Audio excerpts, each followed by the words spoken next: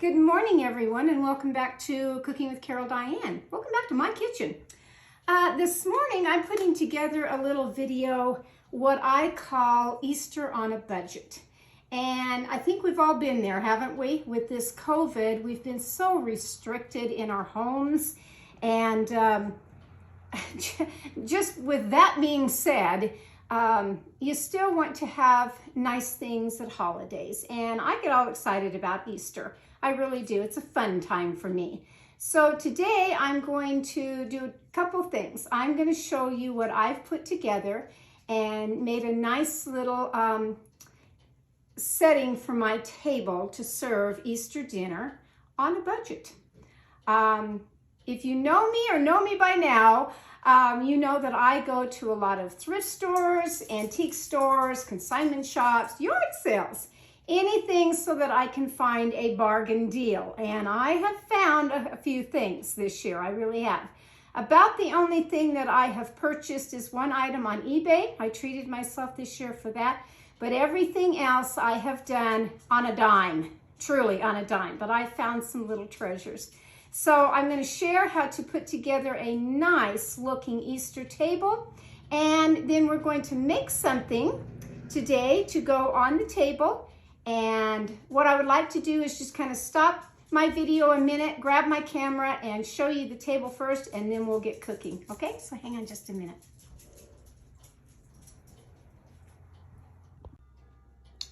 Okay, I'm going to start by showing you my Easter on a budget dining room display here of what I'm going to have on my dinner table. And to let you know that most of this was very, very inexpensive. So I will start with the centerpiece first. My centerpiece is 3-tiered glass cake trays, whatever you want to call them. I can't remember right this second what they're called. I did find them in a thrift store, very, very inexpensive.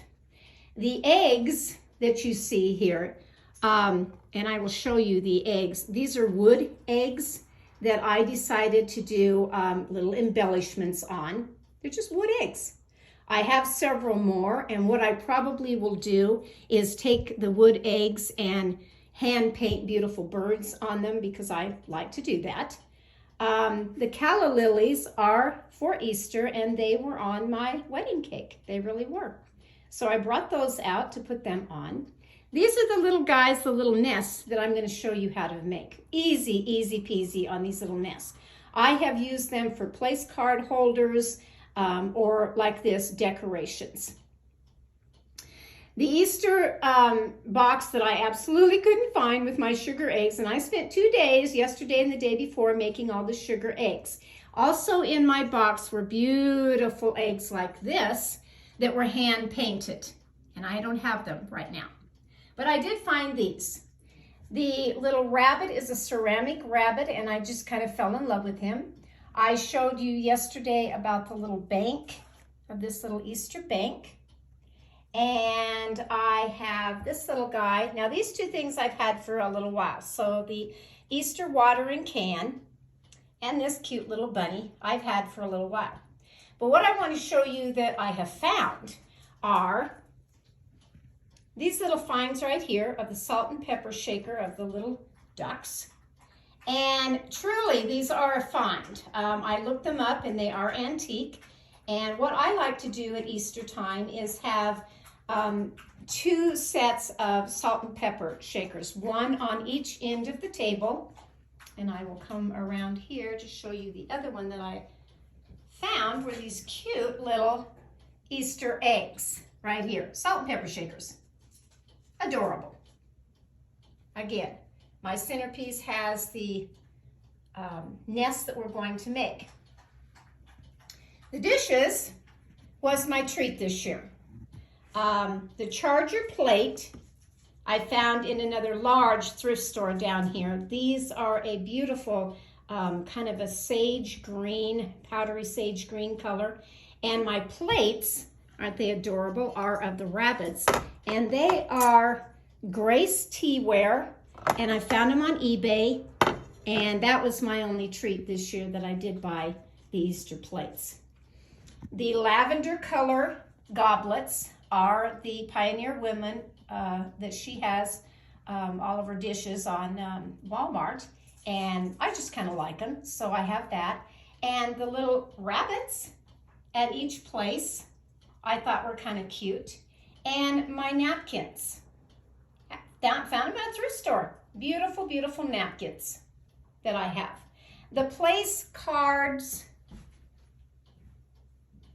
are little rabbits.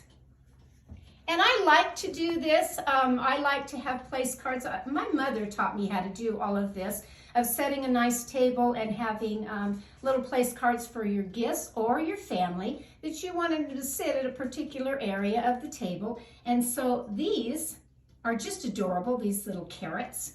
And they came in a box like this. There was 4 in a box with the little place cards. And then I just went on my computer and I ran them off of the names that I wanted. Me, Mom, right here is what I put on there. So this is my little, actually this is a wreath under here.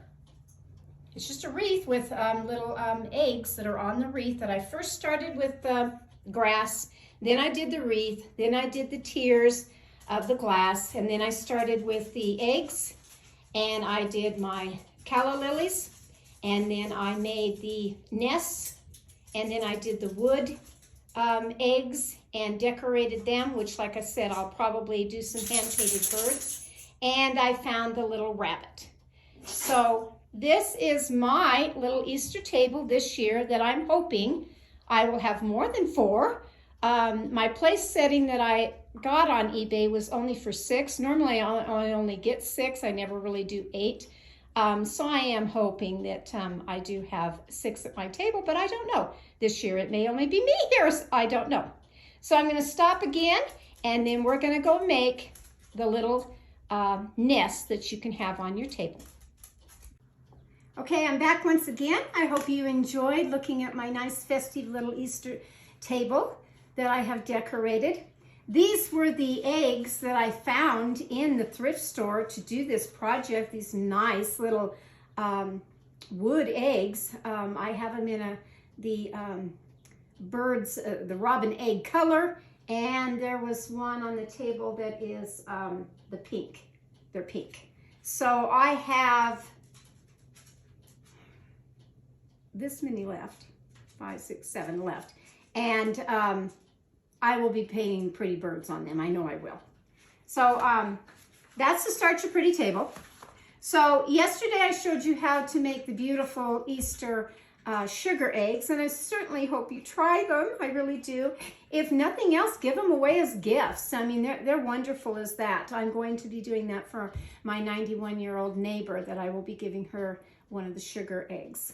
Try to set a beautiful table for your family or guests if you're able to have. It's opening up just a little bit now on the COVID, where I see that people are not entertaining, I won't use that word, but certainly allowing some of their family members to come back into their home, and that's real important. It really is. So set a pretty table. And so now we're going to make these cute little, and I'll grab one here, this is what we're going to make, these little guys. So these are the ingredients that you will need. I usually buy a sack of the chow mein noodles. Couldn't find it anywhere, so I had to buy it in this, and that's okay. You're going to need mini marshmallows, and you're going to need 1/4 cup of butter, and then you're going to need any brand of the robin eggs of the candies. So the first thing that we have to do is that we have to take 2 cups of marshmallows. And truly, I get off-brand. I don't go for the premium brand of all this, because if you're just going to use this as a decoration on your table, you're not going to be eating it, why go to all the expense of buying top brand of marshmallows? Like I said, I have used these cute around the table at the top of the plate and put little place cards in these. They're adorable. When I used to make these a long time ago, when my boys were little, anything that I made in the kitchen that they could eat, if it was a decoration that they could eat, oh, they were all for that. So these are pretty good. I'll kid you not. It's like a Rice Krispie treat, only you're using the chow mein noodles. And that's what's so fun about this. And keeping in the spirit of having, oops, I wanted to measure that first. Keeping in the spirit of having the nest for at Easter time. And I could probably do it in my big one, but I just like that one better. So 2 cups of your marshmallows. And then I had this one sitting out on the counter, so it's very soft. You don't have to have one that's soft, but this will work for me. And now I'm going to go over and I'm going to zap this in my microwave for about 45 seconds. You want it just enough that your marshmallows are melted down into the butter. So I'll be right back. That was pretty fast, wasn't it? Okay, I've melted the marshmallows, and now I'm going to take 4 cups. You have to kind of work a little bit fast with this because your marshmallows will get cold, and then you won't want that. So that's 2. And this is why I usually buy them in a bag, a sack, because you get more in them in these cans, but that's all right. You got to go with the flow nowadays of what's in the grocery stores or Walmart's or Sam's Club or anywhere you're going. You kind of have to just go with the flow on your ingredients. Okay, so you're mixing it all up just like you would do if you were making Rice Krispie treats. That this is a marshmallow, and you're going to take muffin pans, spray them with some spray, Pam or Baker's Joy, whatever you have in the house. Spray them good, and because that's going to form your nest. So you just kind of have to work this around a little bit to make sure that that marshmallow gets all over everything. I have even done this with my hands. Lots of times I'll just kind of work it with my hands, but I'm gonna try this today. I think I did the other one with a wood spoon. I don't remember. But they're cute. It's fast, little treat. Like I said, if you have kids at the table, they absolutely adore this because then you can say, okay, now your little place setting card holder or, you know, your just decoration on your table, you can eat it. And they get all excited about that. They really do. She's now 9, turning 9 actually, in just a few days, my granddaughter. And she loves all this kind of stuff too. I'm sure hoping I get her this year for Easter, that I can spend time with her and give her a pretty Easter sugar egg. Okay, that's pretty well incorporated. Now, whichever pan you use, I'm using my little vintage ones today. I take a little bit of the pan on my hands. You also can take butter. Butter works real well too, because you just don't want it sticking to your hands. And you'll put a big clump in here and just kind of work it around where you've got, I like to make mine on the sides where it looks natural, like a nest. I really do.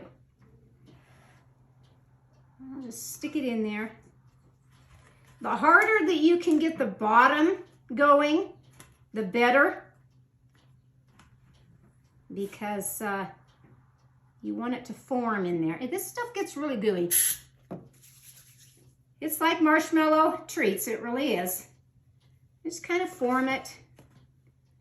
And whatever muffin pan that you have, truly. Just because I like vintage things and I have little pans, whatever, when you're making cupcakes or muffins or whatever, it's just a muffin pan that you're going to be using. Now the recipe on this says that you can get about 12 nests out of it. I think that really depends on your muffin pan. I really do. This one's a lot more stickier than the first ones that I did somehow. A lot stickier.